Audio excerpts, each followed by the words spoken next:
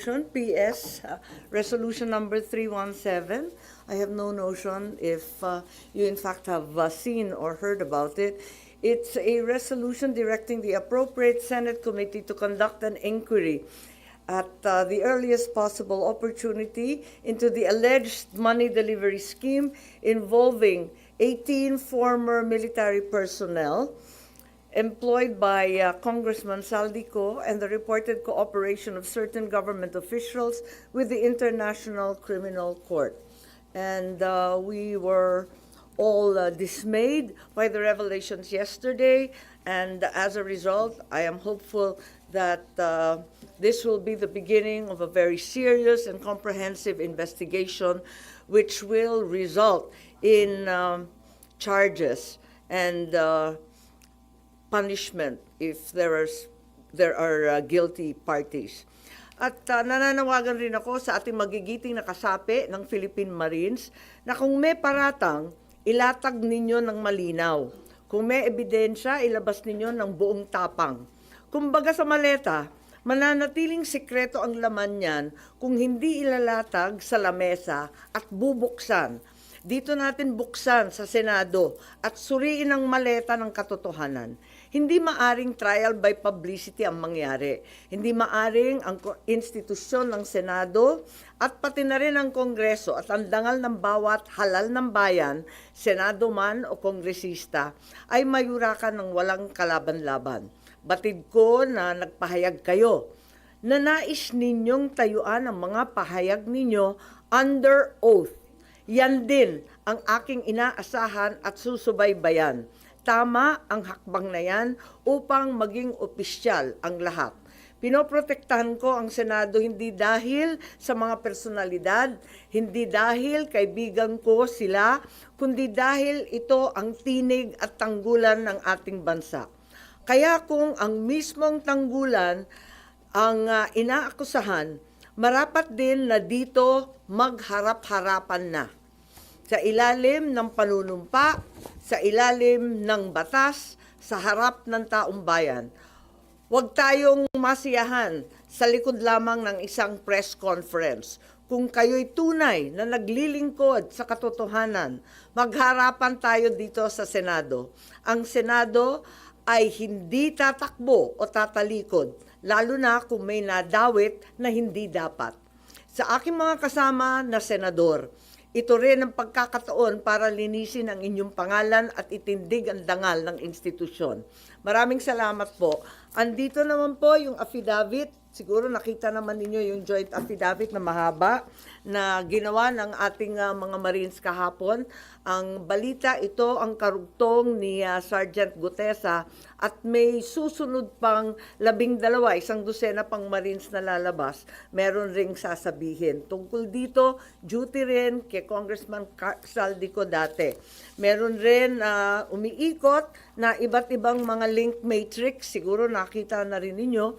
At ang talagang binibigyan ng pansin nito at dinidiin ay yung mga mastermind. Sapagkat alam naman natin lahat na hanggang ngayon, ang tinutumbok pa lamang ay yung mga small fry ika nga, yung mga dilis, yung mga maliliit at maliliit na kasangkot. Malaki man ang halaga, hindi sila yung mga tunay na mastermind. Tumbukin na ang mga mastermind at katulong natin ang ating magigiting na mga Marines. Yun lang po. Maraming salamat.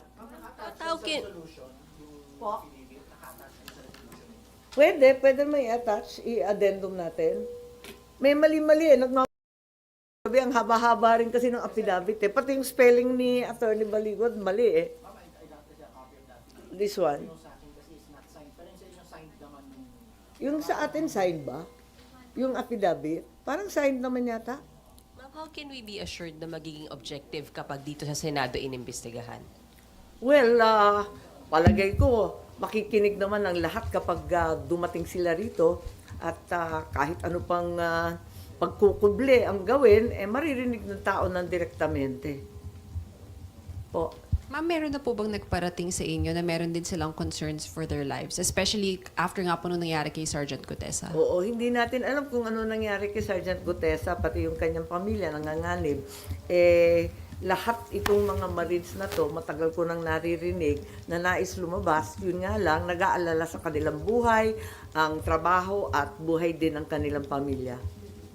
Ma'am, if ever po mag-agree sila na humarap po dito sa Senado, Hindi can ba the Senate... nagvo-volunteer yung Attorney Levy kahapon? Opo. Na patawagin daw sila at handang-handa daw sila. Can the Senate offer them any protection po? I hope so. Karapat dapat lamang na talagang protektahan sila. Ang mahirap sa Pilipinas kung tutuusin, kung yung mismo pang whistleblower ang pinarurusahan eh. Dapat may sadyang witness protection tayo. Ma'am, have you spoken with the majority about this? Are they also Wala, amenable? nagulanta here? lang talaga ako kahapon. Nagulat lang kaming lahat. At nakikinig ako actually dun sa ICC, di ba, ikalawang araw ng pagbunyag ng confirmation of charges. Kaso, lumitaw ito, no? Pinapatay nga yung storya kaya inaasahan ko na sa pamamagitan ng resolusyon, marinig natin ang katotohanan. Pero, yun nga, nakikinig ako dun sa ICC. Biglang eto nga ang naging balita. Nagulat ako at may $2 million pa raw para sa ICC, sa gastos ng ICC. Nakakagulat naman yun. Kung binayaran yung mga investigator, pwede ba naman nating sabihin na bias yan o binili yung ebidensya, contaminated ba yan? Ano ba ang status niya? Ano ba ibig sabihin niyan? Tapos maya't maya, inaabutan pa ng paper bag at kung ano-ano pang pandagdag daw sa kanilang, sa kanilang tsibog, tirahan, kung saan-saan lakad nila, nakakagulat naman yung ganun. Ma'am, in other news, may napili na daw si VP Sara na VP niya. May any chances that Hindi ko alam. Akala ko magda-Davao style sila. Wala nang VP pipiliin. Basta karambola na kayo. So, did you talk to her about it? Ay, May- wala. Ang problema lang ngayon si VP Sara at saka si former President Duterte at sila talaga ang humaharap na napakabigat na mga paratang. Isa kayo sa tinuturo na possible ng mga kasamahan yun, even Duterte supporters. Talaga naman, forever running mate na ako ni Inday Sara. Running, walking, sitting, standing. Talaga namang suportado ko siya. So, if may pag-uusap or kakausapin kayo Hindi. about it, no? As in, Hindi naman categorical no, ma'am? pinag-uusapan kasi ang layo-layo pa sa totoo lang. Parang siya lang naman talaga ang nag-announce. Di ko nga alam kung talagang handang-handa dahil sa palagay ko, naglulugmok na kasi at nalulungkot siguro yung mga naniniwala sa kay VP Sara, sa mga Duterte. Sobrang bugbog na sila. Siguro pambigay buhay na lang yun. At kahit walang masyadong handa, wala naman line-up, walang running mate na maayos, sige na lang. Para tignan natin kung talagang kakayanin. But you think she's serious naman, si VP Sara? Oo naman, hindi naman niya nagsasalita na walang bigat. Po. Ibang issue rin. Ma'am, pwede lang hingin namin yung comment nyo sa kasama nyo po sa minority, si Senator Bato. Kasi naharap na po siya sa ethics complaint. May nag-file po kanina. Ganon. Hindi ko pa nakikita tignan natin. Hindi ko pa nakakausap si Senator JV ang chair, di ba, ng ethics. Hindi ko alam kung anong gagawin nila. Dapat ba siya Naawa naman ako kay Senator Bato. Kapitbahay ko yun sa opisina. Meron nga nagsasabi na hindi daw kukuha ng sweldo at wala na raw yung opisina niya. No work, no pay daw ang basehan. Hindi ko maintindihan. Tama ba yun o hindi? Parang hindi naman yata. dapat na rin ba talaga siyang singilin, ma'am? Dahil sa tagal na rin po nung absences, he's not performing din po talaga. Ginusto ba niya yun? Si Senator Bato, kilala ko yun Atat na atat magtrabaho yun. Ang aga-aga pumasok. Parating nakababad sa lahat ng committee hearing. Ang hilig-hilig na magtrabaho. Wala sa katawan nun na hindi magtatrabaho. Ang problema, hindi siya nakakasigurado na bibigyan talaga siya ng proteksyon. Dahil may iba't ibang sinasabi dito. Kaya yun nga ang alma niya. Pero kung sa pagtatrabaho, hindi naman siguro pwedeng sabihin na ayaw niya magtrabaho. Napipilitan lang yung tao. So, gano'ng katagal, ma'am, siyang dapat pagpasensyahan ng Senado na hindi pumasok po? Dapat may assurance na talagang ipagtatanggol ang mga senador na inaakusahan sa ibang bansa.